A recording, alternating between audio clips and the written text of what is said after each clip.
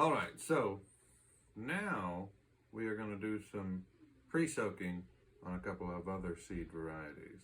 So to look at what we have here, we have a scale. This is going to be measuring in grams, a couple of jars with open mouths, wide mouth, some water, hydrogen peroxide, and my seed.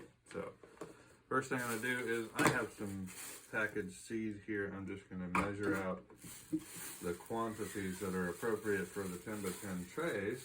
And this is speckled peas. So this is a larger microgreen, obviously a larger seed because it's peas. And ideally, it's really easy to just have these things pre-measured so you don't have to go through getting the exact amount, because you don't want too little or too much, otherwise it's just not going to be as nice. But I've already determined the amount, so I'm going to be measuring out. There's the pea. Next up we have black oilseed sunflower. It's not the same stuff that you get in bird seed, so bit of a difference there. But these are a little bit smaller than the peas. So larger seed, you're going to have more weight in seed. Smaller seed, obviously that's not the case.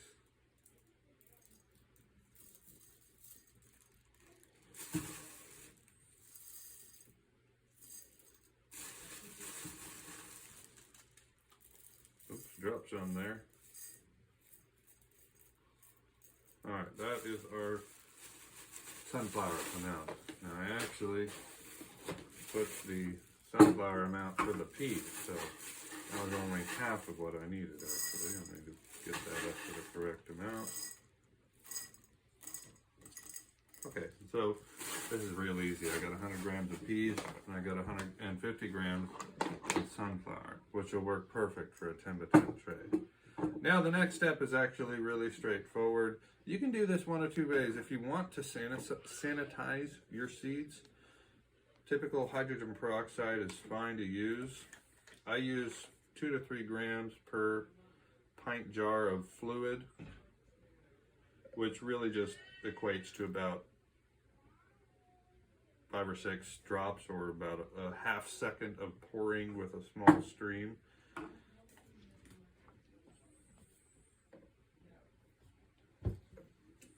Not a lot. And then I'm going to use warm water. You can use tap water if you're sanitizing like this. It's not really a big deal, unless there's something specific to the water you're using that you don't want to soak your seeds in. Or you can use purified water if you want to be extra nice with your purity. Or if you want to skip the sanitation altogether and just use purified water, depending on where you got your seeds from, if you're confident in the source that they don't need to be sanitized. These sunflowers came from Italy. I believe the peas came from Canada in their source. So I'm just going to sanitize both of them because I'm pre-soaking. It's very easy to sanitize when we pre-soak because there's water involved. If you're skipping the soaking altogether, then it's kind of a hassle to sanitize. Now, I mean, you can soak any seed. It's just going to add a step to your preparation, and obviously there's some waiting. Now, as far as the waiting goes, I've found good results with anywhere from about 2 to 4 hours. Some people do a lot longer, but that seems to be sufficient. Some of these you can grow without soaking at all. So if you're soaking one of the smaller seeds, then you probably don't need to go 24 hours. A couple hours is fine. And that's enough to sanitize if you're wanting to do the sanitation. So these peas are going to be about double in size within an hour or two. The sunflower won't really change much in size. The only thing you really want to avoid here is using water that's too hot. Otherwise, you might end up cooking the seeds a little bit, and they tend to not grow if you cook them. So that's it. They're going on the shelf. So what do we have? we have black oil sunflower seed. We have speckled pea. These have been pre-soaked for just a few hours and sanitized, so they are ready to go. Last time when we did the no-soak seeds, we hydrated the soil. We're going to do the same thing here. The only big difference is that the seeds are also soaked, so they're wet, they're hydrated as well. So before we get into all that, we're going to add some water to this soil. This is pretty dry. It doesn't have a lot of moisture in it already, so I'm going to add a fair amount of water. And we'll talk about also how much water we want in there and what we're going to be doing. And like before too, this is a organic seed starting mix. It's about 95% coconut fiber and then very small amounts of fertilizer and other things. Perlite as well. You can see a little bit of that in there. But once we add some water, we're just going to mix it around. It doesn't take a long time for the actual water to get into the soil, obviously, because this is just it's pretty spongy fiber. So water passes through it pretty easily. It does hold water okay, so it's not like it just runs through it completely and falls out the other side, but you will see that the water gets through to the bottom of your bin or whatever you're using with your soil and gets wet. So that's really an indicator that you've got the right amount of water. If you get too much water, you can squeeze it out. You can see that there's water in the soil. We want it to soak it up pretty well. That doesn't take long, just a couple of minutes. So really the time you spend mixing it and getting the water into all of the soil is usually sufficient. And bear in mind, I mean, it's just going to be sitting in a tray after this anyway, so that water's not going to go anywhere because we're not using trays with holes. So now that that is hydrated, what we have over here is 4 10 by 10 trays. I've got a 10 by 20 tray under here. I'm just using this to hold the trays for ease of carry to the shelf. Obviously you could put these trays anywhere, but we have 4. We're only actually going to be planting 2 trays of seed, so I'll go over what the other 2 trays are for. Now this is a pre-measured amount of soil, so by pre-measured I just mean it's a measured amount to fit about 1 inch of soil in each tray. So I'm going to use all this soil in both trays, and they'll be pretty full. So let's get moving. Now the first part is of course just adding your soil to the tray. This is easily done without making a big mess, especially when you're using a nice consistent soil like this seed starting mix that is mostly just coconut fiber. It's not got a lot of chips and clumps and things like that, so it's actually really easy to spread and smooth out with a nice flat packed surface. Now you don't want to pack it too much, but we do want the tray full because these 2 varieties of seed actually have quite a lot of root activity going on. As they grow, they'll use up every last inch of this soil. You'll see roots all throughout from edge to edge in the tray. I like to do this indoors just because I don't have a lot of outdoor space, and so I'm careful not to make a mess so much, so the cleanup is pretty minimal when I do it carefully.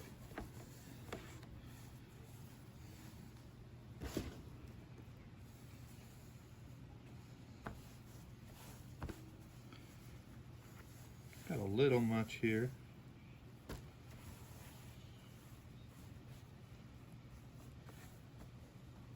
And then we want a flat surface, more or less.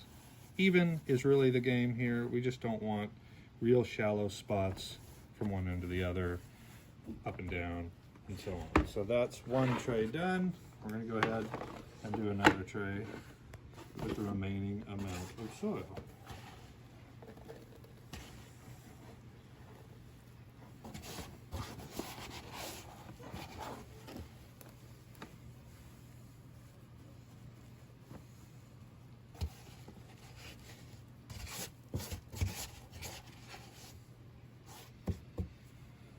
All right. Spread this out and then we'll be ready to roll.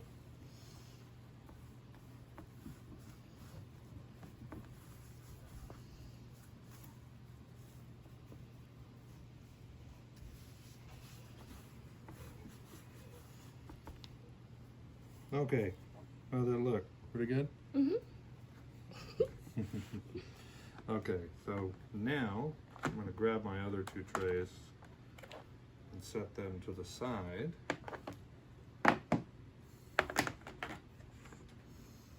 And I'm just going to lose the glove for the seeds. Now, these soak for a few hours. These peas gained a lot of size in that time. They were only about this high in their dry state, and now they're taking up 2/3 of the jar. Now the biggest difference between the pre-soak and the no-soak seeds in terms of how you plant them is they're wet. So they're going to stick to the jar. You're not going to be able to sprinkle them as easy. The peas actually are not very difficult. They can sprinkle out pretty well, so you don't have to get your hands in there a lot, but you do need to make sure you get them all out of the jar. That's why I recommend these full mouth open jars. If you're using jars, you can use a bowl, whatever you want to soak in. I just happen to use jars.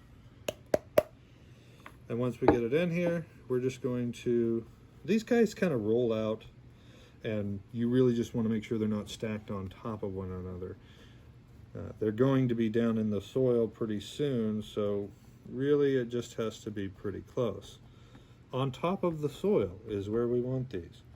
We're not trying to put them underneath the soil, and there's reasons for that, but I'm just going to go over that step. I'm not going to go into the reasons.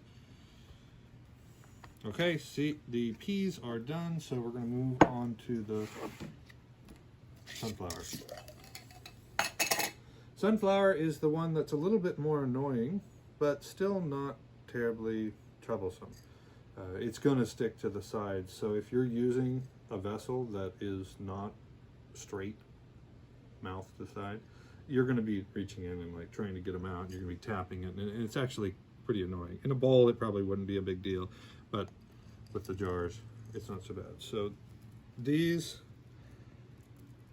you can't really spread them super easily. You're going to have to get your hands on them, but that's really kind of happening with any pre-soaked seed, because you want to have a nice consistent seed spread. So really we're just going to get them all out of the jar first.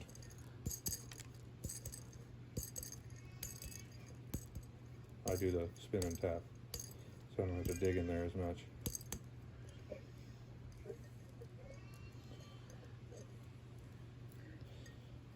Okay, they're all out of the jar. So now, just the same as the others, we're just going to spread these guys around, avoiding getting right up against the edges, because those edges are not going to be completely blocked out from the light during germination. So if you pack a bunch of sunflower seed on the edge there, then it's going to get light and you're going to have them poking out and growing, which is not terrible, but you want them blacked out in germination for certain reasons, and you want also a nice uniform batch of microgreens. That makes harvesting easy. It makes them a lot prettier, both to look at and once they've been harvested when you're eating them. So we've got things pretty well spread out here, and they're ready to cover up. So now we are simply going to take our other 10 by 10 trays. We're going to set them on top. Now, we're not misting because the seeds are already wet. They've been soaking for hours. I did rinse them, so they don't have any hydrogen peroxide on them anymore. But the soil's hydrated, the seeds are hydrated, so really, we just need pressure at this point. That's all that's necessary. Again, it's just a set and forget sort of thing. Need something between, I would say, 5 to 7 pounds, anywhere between 5 and 10 would work. I just go with 5 because I've got these 5-pound plates handy, and that's it. They're ready to go on the shelf. It has been about 3.5 days since we covered up our sunflower and pea shoots. Some things have been happening. These things are all shifted around. There's a reason for that. So we'll take our weight off. This will be real short and quick. So we have little baby pea shoots and little baby sunflower shoots. These guys are all looking pretty good. Looks like we might have a little bit of stuff that might germinate late, but overall it's a decent batch. And so what's happened is obviously seeds have sprouted, roots have gone down into soil, plants have come up, but the plants had quite a lot of resistance against them. And what this does, in addition to pushing the root growth down, is it also makes the stem of the plant stronger, so you get a hardier, even crunchier plant, and they do better. They taste better too. So all we're going to do today is we're going to mist, because they haven't been watered since they were initially soaked and then put in hydrated soil. So we're going to give them a good misting, and then once that's done, we're just going to put the dome back on for about a day more. In that time, any stragglers in germination might pop up, and also you'll see everything straighten out, and they'll start pushing up on these dome trays in a very uniform manner. And then once that happens, we'll just be uncovering them into the light. Okay. Now we're just going to cover, being as careful as we can not to smoosh the little baby pea shoots or smoosh the little baby sunflower shoots. I smooshed some. Get them in there.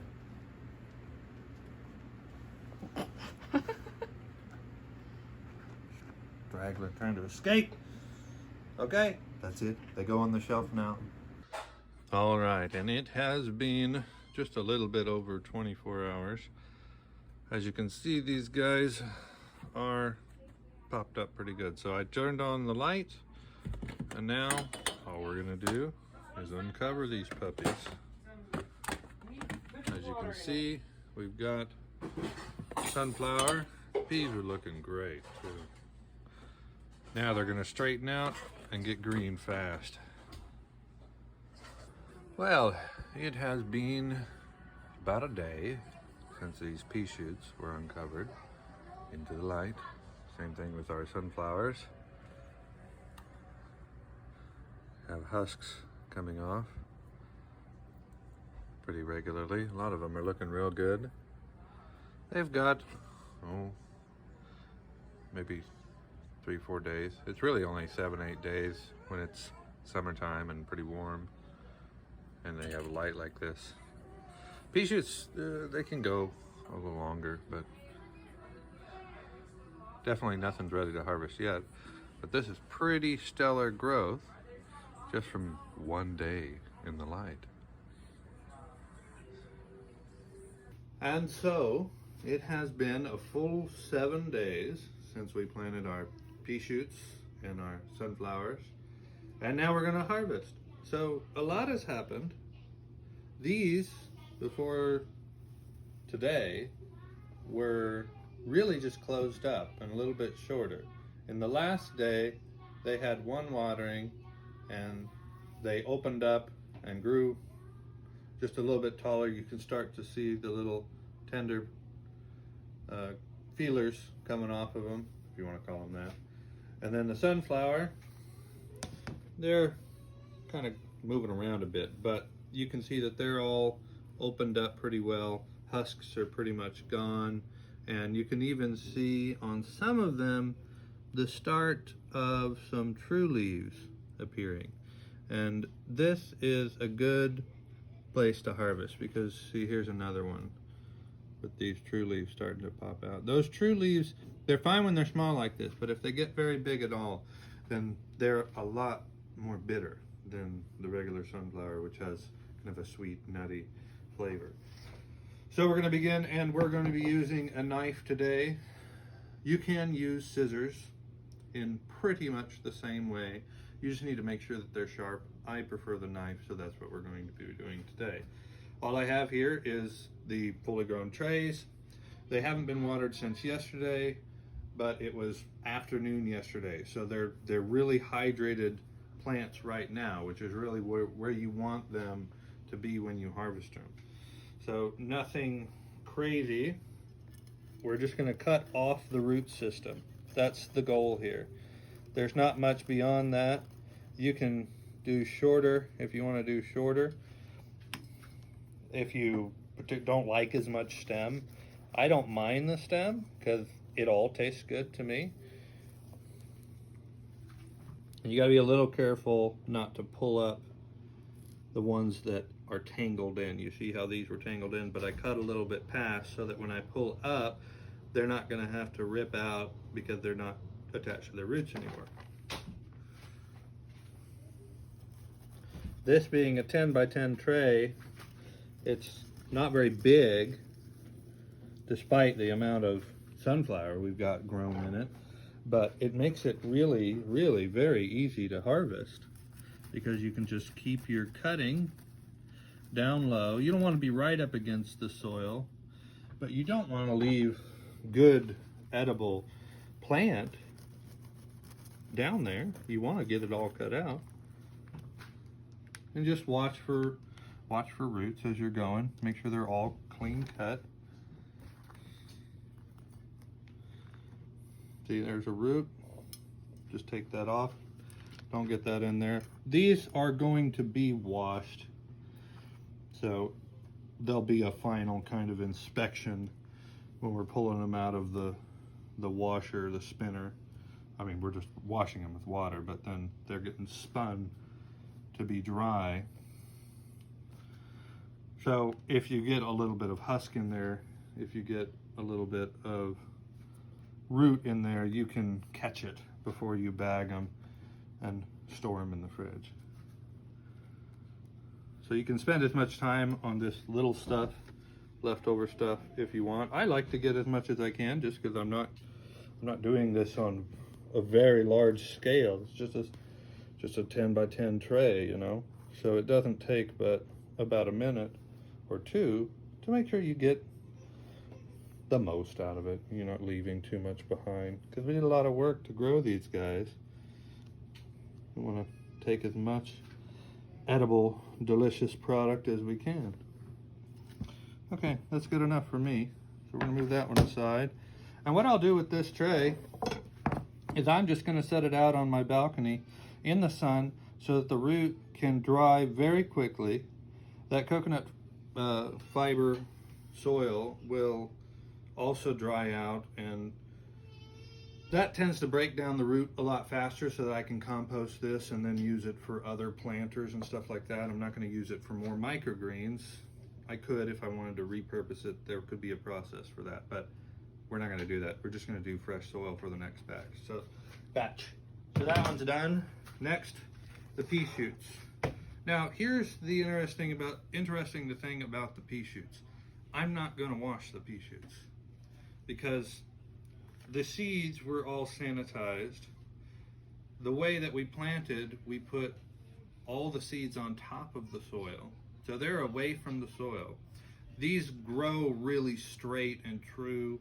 The roots take hold really solidly, so you get this situation here where all the plants are very straight up in the air. I grew these inside in a clean environment, so there's not really any contaminants on here to speak of, and they store excellent when you do not wash them. If you just cut them, make sure you don't get, make sure you actually cut off all the root system, take it above the soil to where you're not getting any soil in your product, and then just straight bag them, put them in the fridge. They'll last for weeks. You can literally come back 3 weeks later, 4 weeks later, and they're still good. They're not bad. They're not wilted.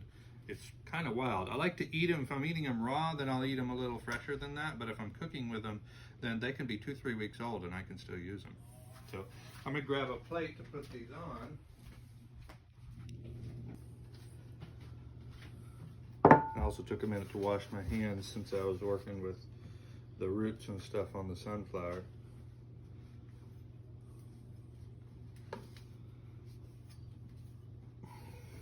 And here goes the peas. Peas are a little stronger. I need to sharpen my knife, I think. But they don't catch on to each other as much. So you can take a batch like this, and you've got it all cut off, no roots. They haven't been in contact with the soil. And you can either place them right into your storage container, or you can put them in a bag. I just put them on a plate, and then I'm gonna bag them later.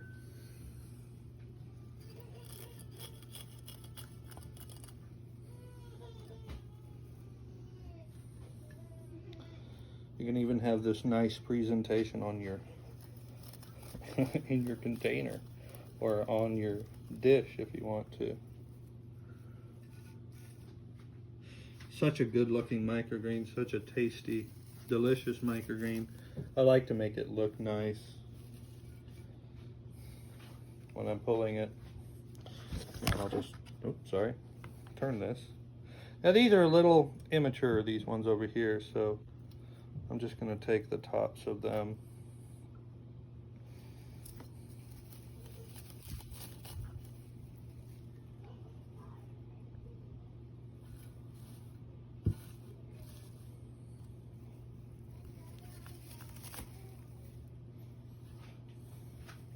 Now you can let pea shoots go a little bit longer if you want to.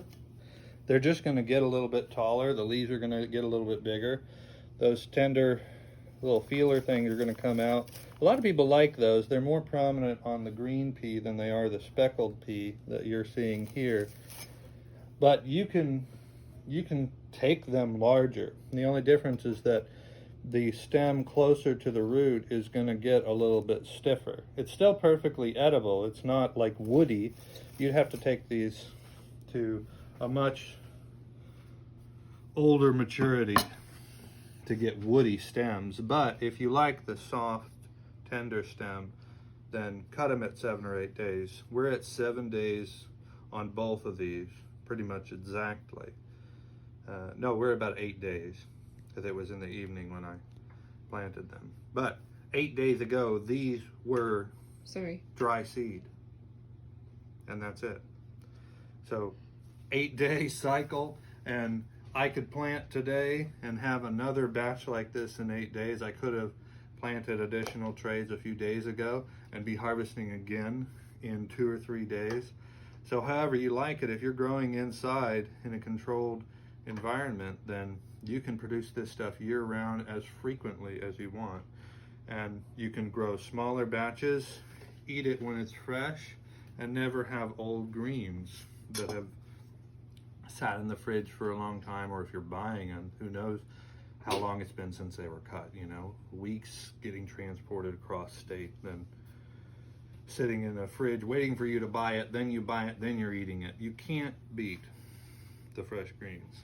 So these next up are going to get washed and strained. These are just going to get bagged and put into the fridge, and really the only thing from there is you just make sure you don't freeze them. Keep them at your normal temperature for lettuce and stuff like that, but they're not very good if you freeze them. Then they'll wilt real fast. So just avoid that and you'll be doing well.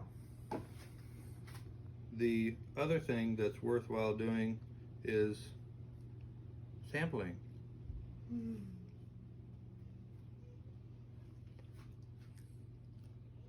Because they're quite good, especially when you've just cut them. Try it.